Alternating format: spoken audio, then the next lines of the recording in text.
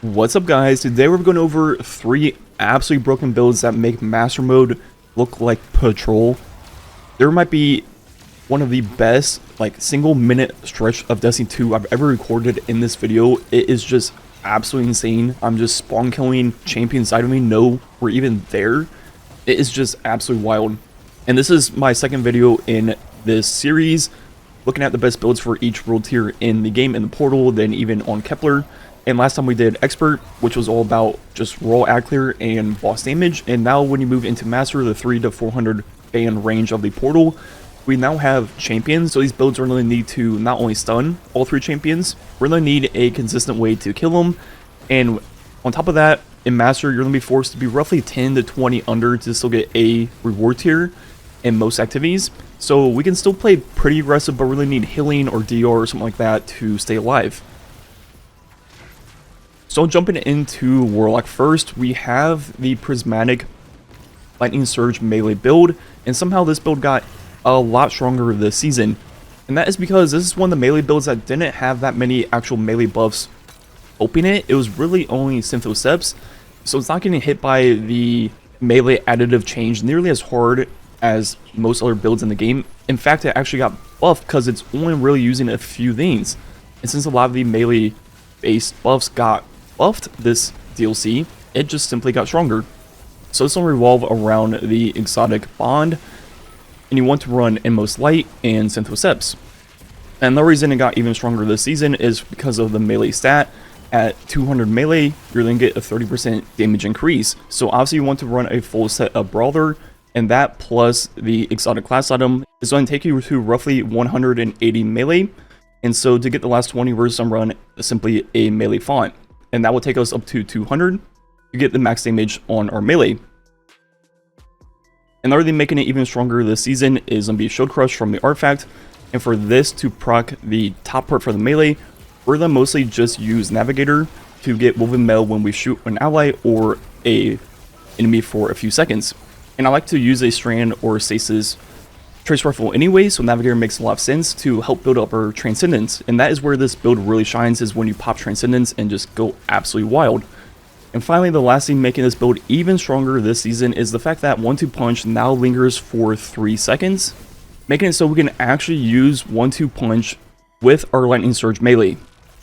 So with all those things making the melee even stronger than it used to be, this melee is doing now like over twice as much damage as it used to. It just got so much stronger this season. And I will be linking all these builds down below.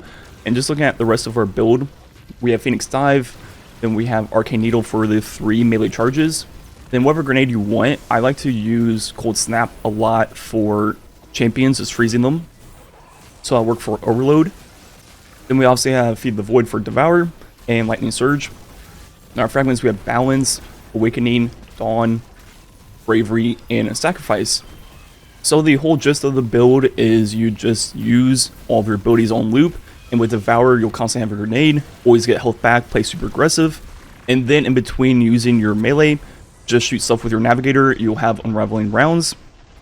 Those will spread around and help build up your Transcendence, and you'll have that very quickly, pop that, go crazy, just, I mean, you're in God mode at that point. So yeah, this is not a new build, but it definitely got stronger this season and something you should be playing a lot in the portal activities. Then moving on to Hunter, like usual, somehow Hunter just has like the most fun builds in the game. And this one's going to be on Arc with the Gifted Conviction. And to start off, we're going to have the same core thing that a lot of the broken Hunter builds has, is going to be the Combination Blow Gambler's Dodge loop to get Combination Blow times 3 going. And with Combination Blow, we get our class ability back on every melee kill, which means we can spam Ascension, our first aspect.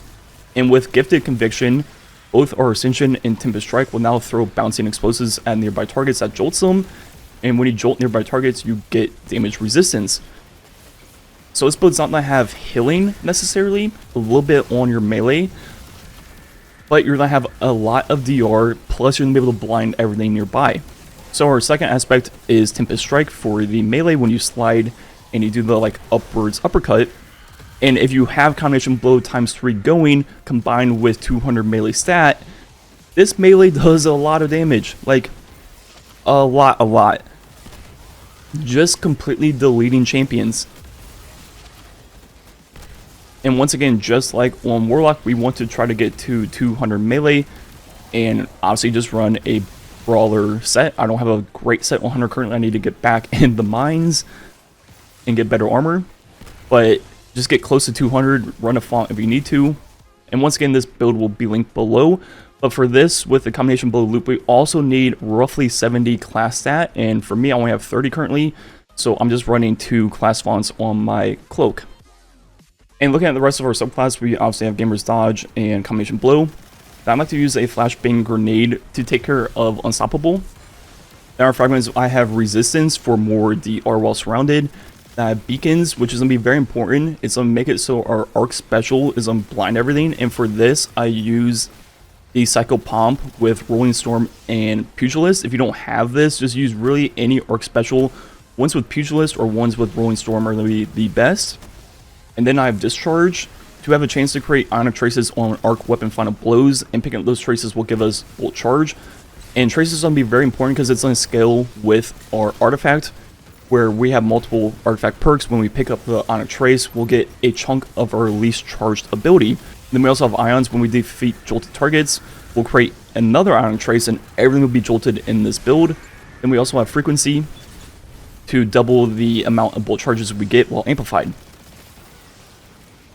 So the way this build works is you use your base melee in Ascension just for like the generic regular ad clear. Then whenever you get up to a higher health target or a bigger group of ads, you can slide and use your melee. That does a lot of damage to instantly delete the champion and do damage on the boss wherever you need to do. Then just go back to spamming your regular melee in Ascension. And you can't use Tempest Strike for like the normal ad clear loop because it does not proc Combination Blow and it does not give your full class ability back. So it doesn't count as a Combination Blow melee. So that's one thing you kind of got to learn and keep in mind. But once you get used to it, it's not really that big of a deal. Combination Blow lasts for 20 seconds. You have more than enough time to make sure you get another melee kill to keep that going.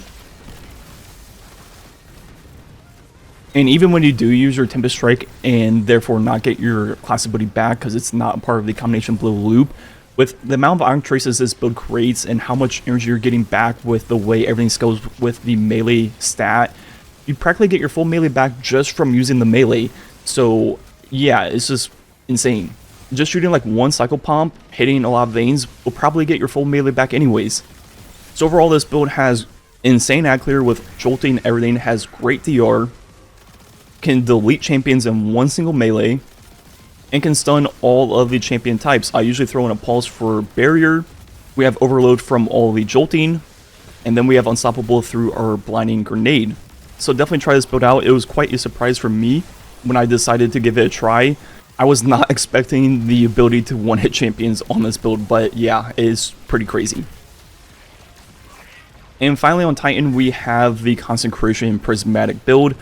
This build did get nerfed a little bit, but it's still very, very strong, and I felt like this was the right level of content for this build to shine. And this build's going to be very similar to the Warlock one across the board. So starting with our exotic class item, we have Endless Light and Synthoceps once again. And just like the Warlock one, we want 200 melee, so running a full set of Brawler armor. And with Brawler armor, we're forced into health, and unlike on Warlock where health is kind of not really the best stat we want, on Titan, it's more than fine. It's actually pretty good because we don't have an insane amount in built-in healing. We do have knockout healing, but the extra health from orbs is pretty nice on this build, so being forced into health isn't that bad at all. And then from there, it's kind of just the old classic build. I have Thruster for the lowest cooldown on my class ability. You can run, obviously, a Rally Barricade if you want. Then we have Frenzy Blade for the 3 melee charges. I like to run Suppressor Grenade just to be able to stop Overload. Then I have Knockout and Consecration as expected. Then we have Dawn, Sacrifice, Balance, and Bravery. And this is the same thing as the Warlock build, where it's going to be about just using your abilities and then trying to build up your Transcendence. So once again, with Shield Crush, we need Woven Mail or something like that, and Realism run Navigator once again to build up our Transcendence as fast as possible, and constantly have Woven Mail for a Shield Crush is still definitely the way to go. And just like Warlock, we're going to constantly have Radiant, so we have built-in Barrier, run a hand cannon for unstoppable, and then we have the suppressor grenade for overload. Or you can change around your weapons for whatever 2 champions you need, but you can definitely cover all of them if you need. Once again, this build will be linked down below.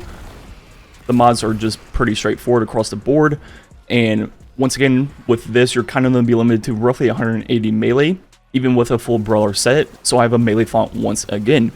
Anyways, those are the 3 builds I use to dominate the Master World tier. They end up being all melee builds, but I mean, melee builds are just really strong right now. So let me know down below if you haven't gotten to Master yet and you plan on trying out some of these builds, or if you've already been in Master, what have you been using yourself to find success?